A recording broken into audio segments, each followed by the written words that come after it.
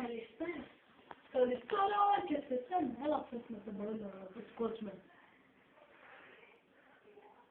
Εσύ ποιος είσαι? Εγώ είμαι ο Νικολής, ο αδερφός του Λόλας και με πέτυχε σε χώρο σε μια ιστορία. Τελείως βήμα. Εσύ ποιος είσαι? Εγώ είμαι ο Γιακονής. Ο γραφτής τώρα. Τι εννοείς? Ότι σε αγαπάει? Δεν ξέρω, πάντως είμαι εγώ αυτός που την παίρνει, την πηγαίνει για κανένα καφέ και την γυρίζει πίσω. Αυτό το βγει. Τον καφέ. Ασχοληθείς με την πύληση? Ναι, γιατί ποιος άλλος ασχολείται με την πύληση? Εγώ. Δεν σε πέρασε! Γι' αυτό θέλω να σε διαβάσω ένα ποίημα. Δεν πάω στο ίδρυμα. Ναι, δεν πάω στο ίδρυμα. Ποιο? Το ίδρυμα. Θέλω να σε διαβάσω ένα ποίημα με τίτλο «Εσωτερικές διαδρομές». Ένα πατέρμον υπερεγώ. Δεν το ξαναπαίρνει, μήπως είναι σε κανένα υπόγειο και δεν πιάνει. Τότε το πράσινο, 2 φορές κάνε πανόκινηση. Όχι! Μεγάλη πόρτα θα διαβεί.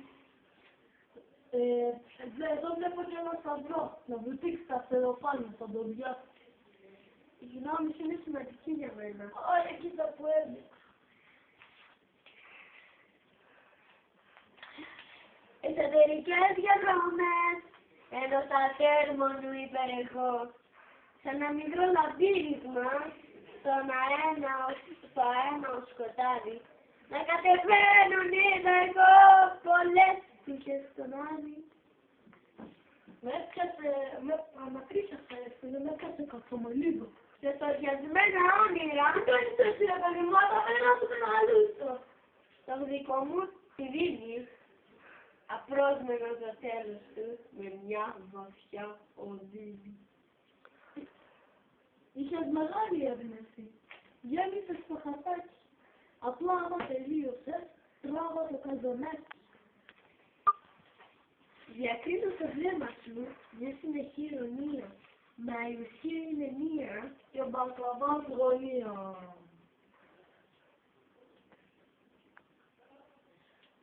Κάτι θέλω να σου πω εδώ και πολλή ώρα. Μου τα έχεις κάνει τούμπανο, πάρε το μπούλο τώρα.